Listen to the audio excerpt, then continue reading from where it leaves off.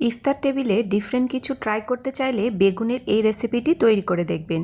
প্রতিদিন বেগুনি খেতে যখন ভালো লাগবে না, এইভাবে একবার বেগুনি তৈরি করে দেখবেন। এটা খেতে একদমই ডিফারেন্ট এবং অনেক বেশি মজাদার হয়। এটা ইফতার টেবিলে থাকলে সবাই এটা নিয়ে কাড়াকাড়ি লেগে যাবে। এটা খেতে এতই বেশি মজাদার আর তৈরি করা তো খুবই সহজ। অল্প সময়ে ঝটপট করে বেগুনের এই রেসিপিটি তৈরি করে নেবেন। ইনশাল্লাহ এটা খাওয়ার পরে কেউ আপনার প্রশংসা করতে ভুলবে না। তো চলুন দেখে নেওয়া যাক এই রেসিপিটি। তো প্রথমে আমি একটি বড় সাইজের বেগুন নিয়েছি। এই রেসিপিটি করার জন্য লম্বা বেগুনই ব্যবহার করতে হবে। আমি এখানে সাদা বেগুন ব্যবহার করেছি, আপনারা চাইলে এখানে লাল বেগুনও ব্যবহার করতে পারেন। তো আমি বেগুনের মাথাটা কেটে ফেলে দিয়েছি। এখন বেগুনটা আমি কেটে নিচ্ছি কিভাবে দেখুন।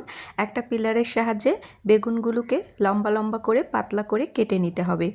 বেগুন কেটে নেওয়ার আগে পরিষ্কার করে ভালো করে ধুয়ে নিতে হবে, কারণ কেটে নেওয়ার পরে বেগুনগুলোকে আর ধোয়া যাবে না।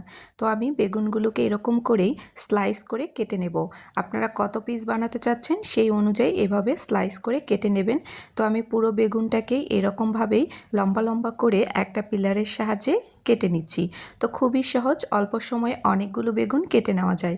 তো আমি বেগুনের গায়ে অল্প অল্প করে একটু লবণ লাগিয়ে নিচ্ছি, তাহলে বেগুনগুলো একদম সফট হয়ে যাবে আর এগুলো রোল করতে ফেটে যাবে না। বেগুনের মাঝখানে দিয়ে দেব চিকেনের ফিলিং। আর আমি এই ফিলিংটা তৈরি করেছি, চিকেনগুলোকে একদম ব্লেন্ডার জারে দিয়ে ব্লেন্ড করে নিয়েছি আর এখানে কিছু মশলা ব্যবহার করেছি। আপনাদের পছন্দ মতো যে কোনো ধরনের এখানে মশলা ব্যবহার করে চিকেনটাকে একদম মাখিয়ে নিয়ে এরকম বেগুনের গায়ে লাগিয়ে নিতে হবে।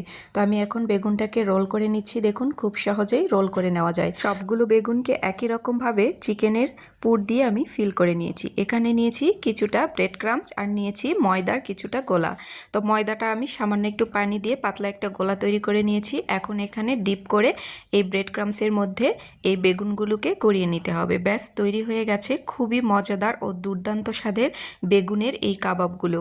আপনারা চাইলে এগুলোকে বেগুনিও বলতে পারেন অথবা বেগুনের কাবাবও বলতে পারেন। এটা খেতে অনেক বেশি মজাদার হয়।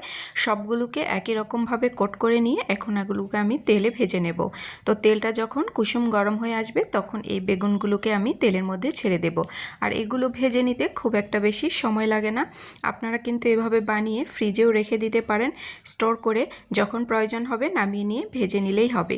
তো এখন আমি এগুলোকে উল্টে পাল্টিয়ে ব্রাউন কালার করে ভেজে নেব। তো দেখুন সবগুলো বেগুনকে একই রকমভাবেই আমি লালচে কালার করে ভেজে নেব। আর এটা খেতে এত বেশি মজাদার হয় যে আপনি একবার যদি বানান বারবার এভাবে বেগুনের এই রেসিপিটি তৈরি করে দেখবেন। তো তৈরি হয়ে গেছে দুর্দান্ত স্বাদের মজাদার এই বেগুনের কাবাবগুলো। আজকের রেসিপিটি আপনাদের কাছে কেমন লেগেছে? যদি ভালো লেগে থাকে অবশ্যই ভিডিওটি শেয়ার করে দিয়ে যেতে ভুলবেন না। আল্লাহ হাফেজ, আসসালামু আলাইকুম, সবাই ভালো থাকবেন।